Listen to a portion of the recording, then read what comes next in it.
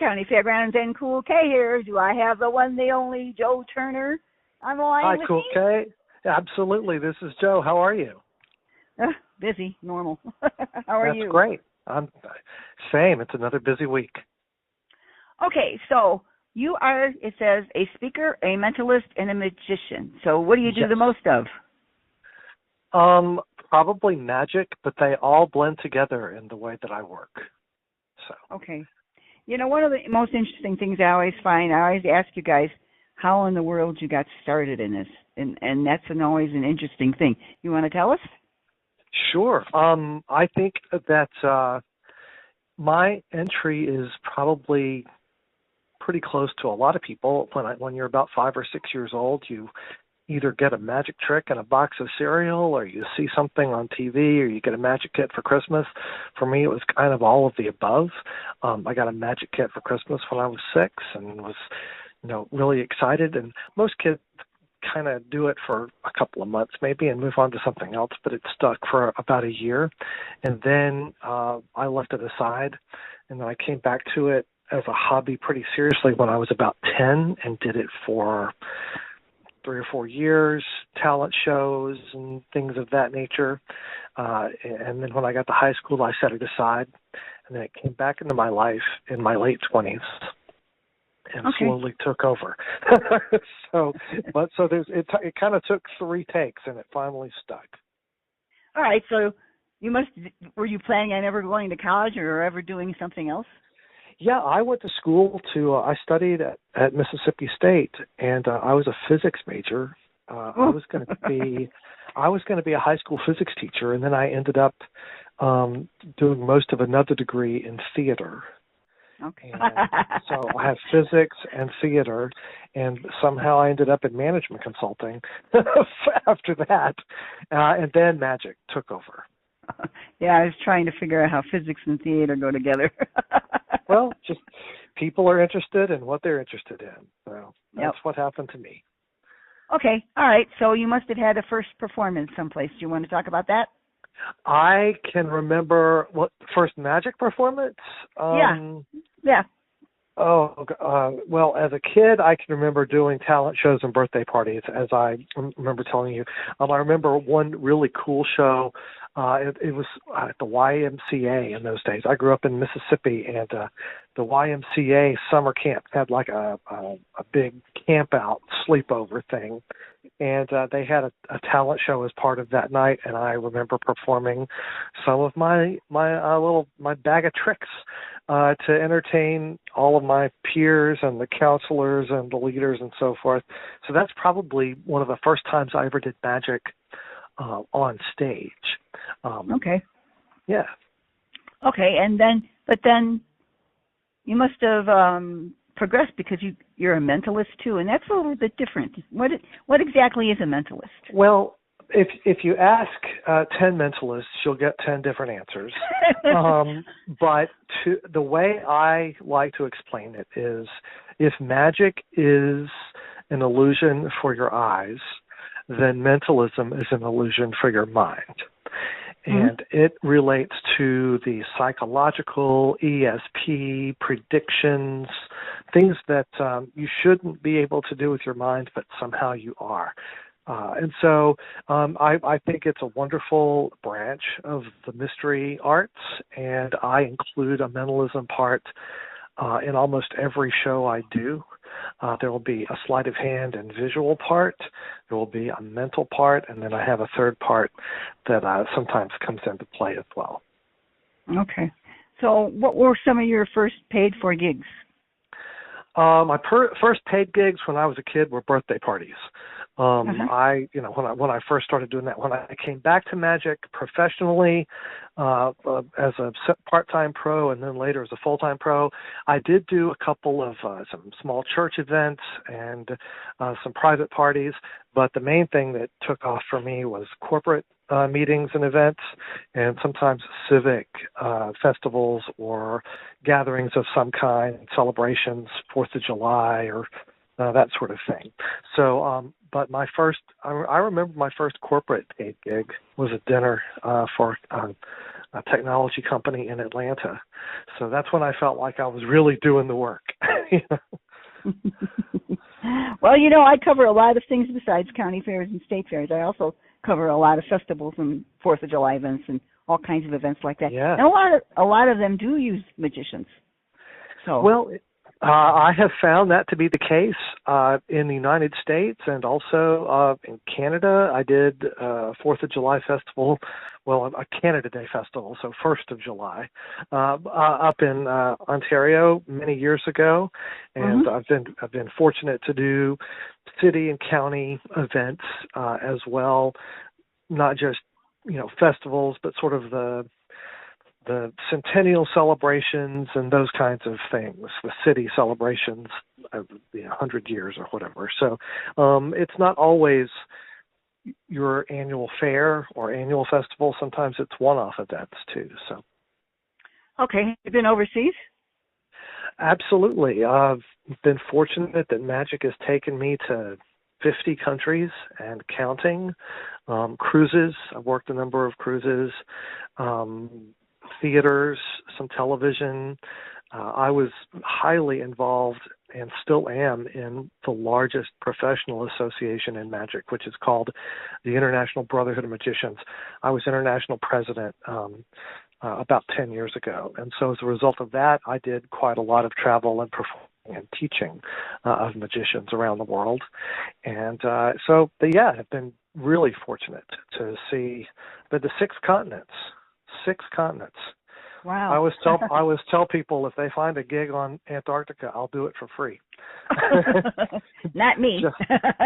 just to check off the box. Yeah. Okay. All right. Do you bring all your own stuff when you do your gigs? I do. It usually helps the people that I'm working for just have one less thing to think about.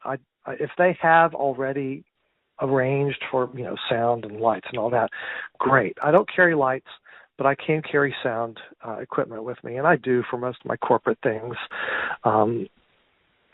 Sometimes they're in venues that don't have built-in sound systems, so I do carry sound when needed.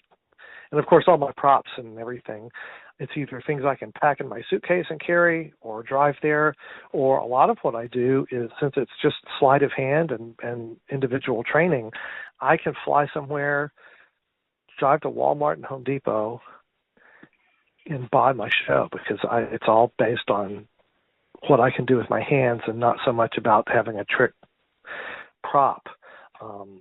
I have done that when my luggage doesn't arrive at a venue for some reason.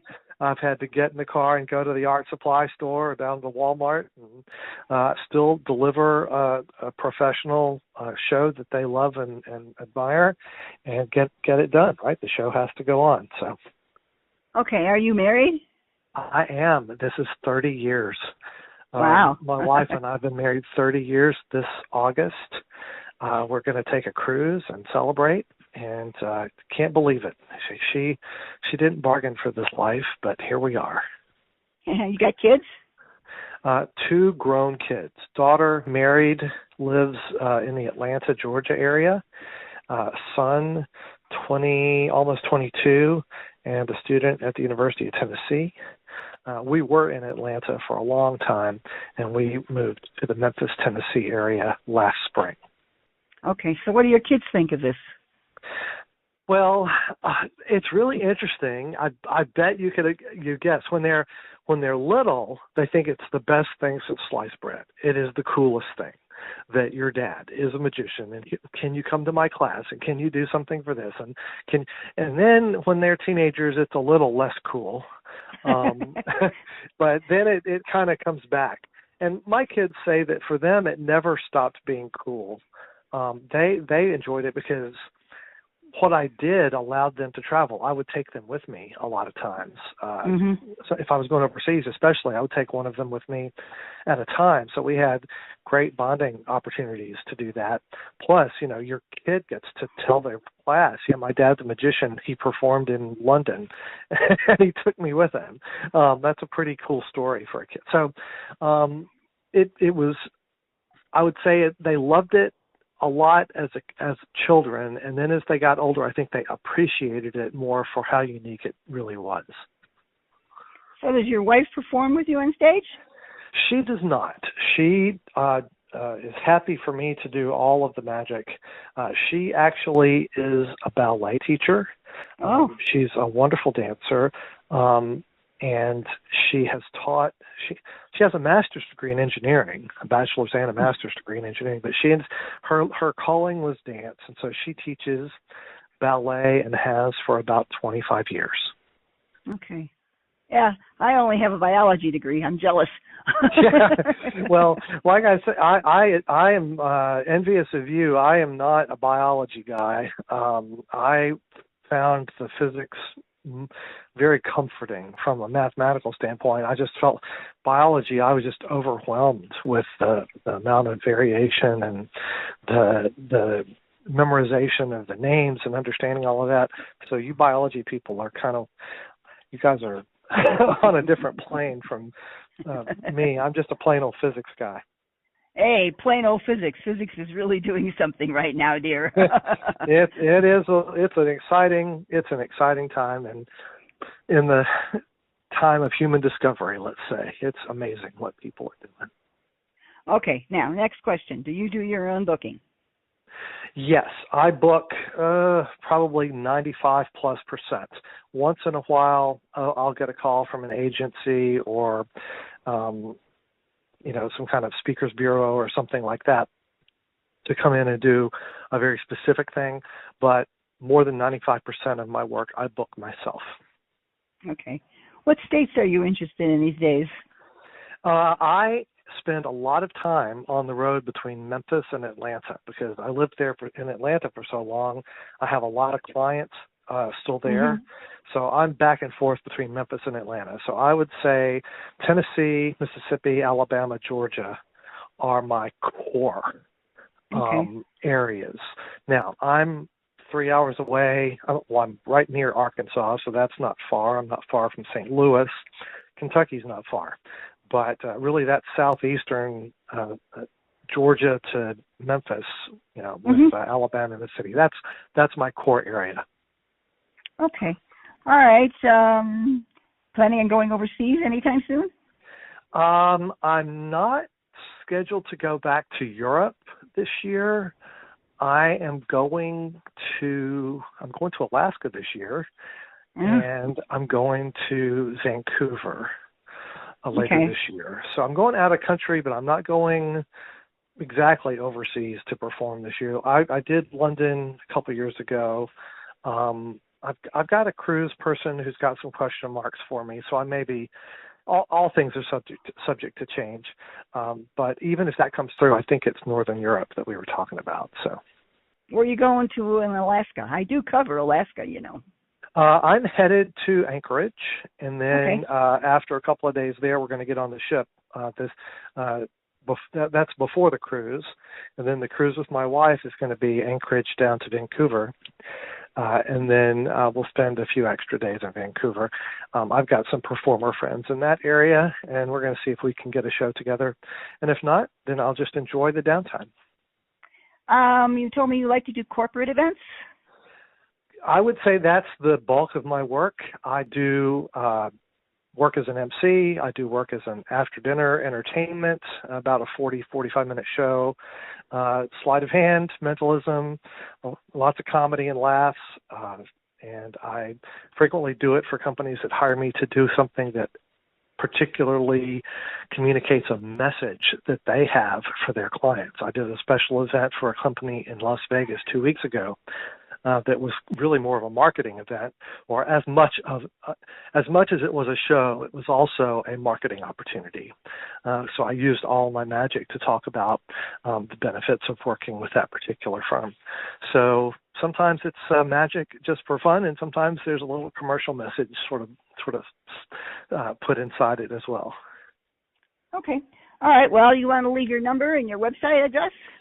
Absolutely.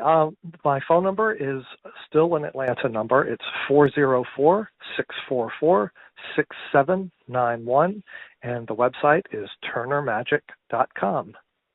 And I've thoroughly enjoyed talking to you, and we'll get this up, and I'll post it in a few places for you. It's my pleasure to talk to you. Thanks for including me in your work. Thank you, dear. Have a great week. Bye. Bye-bye.